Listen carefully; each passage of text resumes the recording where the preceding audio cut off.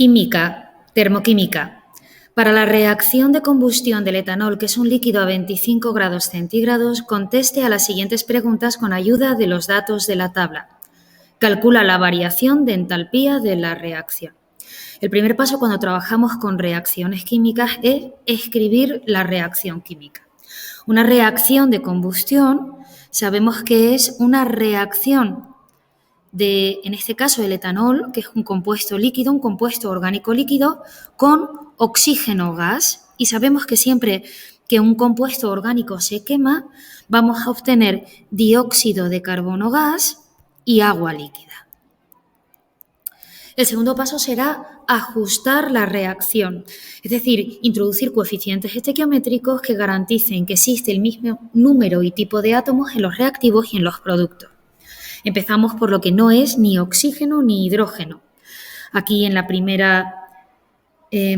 parte de los reactivos tengo 2 carbonos, luego tendré que poner un 2 en el dióxido de carbono. Tengo después 6 hidrógenos en los reactivos, luego tendré que introducir un 3 en el agua. Y ahora cuento los oxígenos que hay en los productos, 4 aquí y 3 aquí, que serían 7, y voy a los reactivos, donde veo que tengo un oxígeno en el alcohol y tendría que introducir un 3 en el oxígeno diatómico. ¿Cómo se lee esta reacción? Pues un mol de etanol reacciona con 3 moles de oxígeno y produce 2 moles de dióxido de carbono y 3 moles de agua.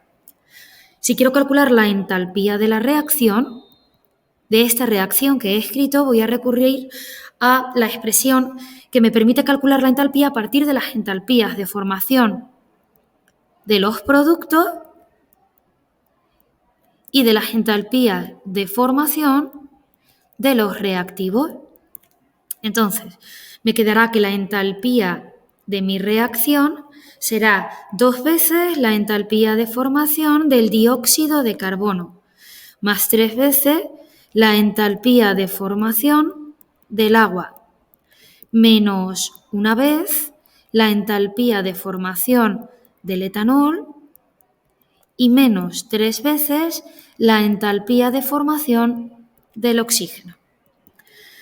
Como la entalpía del dióxido de carbono es menos 393,5 kilojulios por mol, la del agua menos 285,8 kilojulios por mol y la del etanol menos 277,3 kilojulios por mol, nos faltaría la del oxígeno, pero como es un elemento en su estado natural, sabemos que por convenio su entalpía es 0.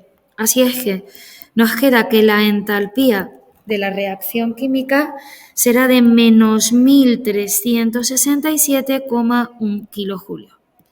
Es decir, que cuando un mol de etanol reacciona con 3 moles de oxígeno y produce 2 moles de dióxido de carbono y 3 moles de agua, la variación de entalpía de la reacción es de menos 1367,1 kilojulios.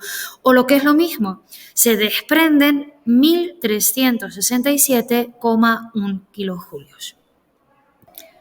La entalpía es una magnitud extensiva. Eso significa que cuanto mayor número de moles consume la reacción, lógicamente mayor será el calor desprendido. Luego lo que tenemos que hacer ahora para responder a la siguiente pregunta, determina el calor absorbido o desprendido cuando reaccionan 5 kilogramos de etanol, es pasar esa masa de etanol a moles, teniendo en cuenta la masa molar de la sustancia, que es de 46 gramos por mol. Por lo tanto, los moles de etanol que vamos a quemar serán 5.000 partido por 46, lo que nos da un total de 108,70 moles. Por lo tanto, la variación de entalpía cuando se queman 5.000 gramos de etanol será de menos 1367,1 kilojulios para cada mol, multiplicado por los 108,70 moles que tenemos. Y eso nos da un total de 48.597,83 kilojulios. No nos están pidiendo la variación de entalpía, sino el calor. Y sabemos que lo que le pasa al entorno es lo contrario de lo que le pasa al sistema. Es decir, si la entalpía es negativa, si el sistema pierde calor, será porque el entorno recibe calor. Por lo tanto, es calor desprendido. Será un calor desprendido de 148.597,83 kilojulios. En el tercer apartado nos piden que calculemos para qué intervalo de temperaturas la reacción será espontánea. La reacción es espontánea si la energía libre de Gibbs es negativa. ¿Cómo vamos a calcular la energía libre de Gibbs?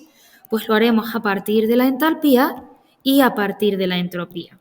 La entalpía para esta reacción hemos dicho que es de menos 1.367,1 kilojulios. Vamos a calcular ahora la entropía utilizando el mismo tipo de relación que hemos utilizado para la entalpía. Suma de la entropía de formación de los productos menos suma de la entropía de formación de los reactivos. Tenemos todos los datos en la tabla y los vamos a utilizar. Será 2 veces la entropía de formación del dióxido de carbono más 3 veces la entropía de formación del agua menos una vez la entropía de formación del etanol y menos 3 veces la entropía de formación del oxígeno. Eso nos da una entropía de reacción de menos 138,6 julios partido por Kelvin, que si pasamos a kilojulios será menos 0,139 kilojulios partido por Kelvin. Bien, si introducimos ahora estos datos en la expresión de la energía libre de Gibbs e imponemos que sea negativa, nos quedará que menos 1.367,1 menos temperatura por menos 0,139 deberá ser negativa para ser espontánea. Daros cuenta que la temperatura va a afectar porque tenemos un término, el término entálpico, que favorece la espontaneidad de la reacción, ya que es exotérmica, pero tenemos otro término, el término entrópico, que dificulta la espontaneidad de la reacción porque la entropía disminuye. Por eso habrá una cierta temperatura para la que la reacción cambie de espontánea a no espontánea. Si resolvemos esta inecuación, fijaros, nos quedaría que T por 0,139 tiene que ser menor que 1.367,1, luego que T tendrá que ser menor que 1.367,1 partido por 0,139 y eso nos da 9.863,64 Kelvin.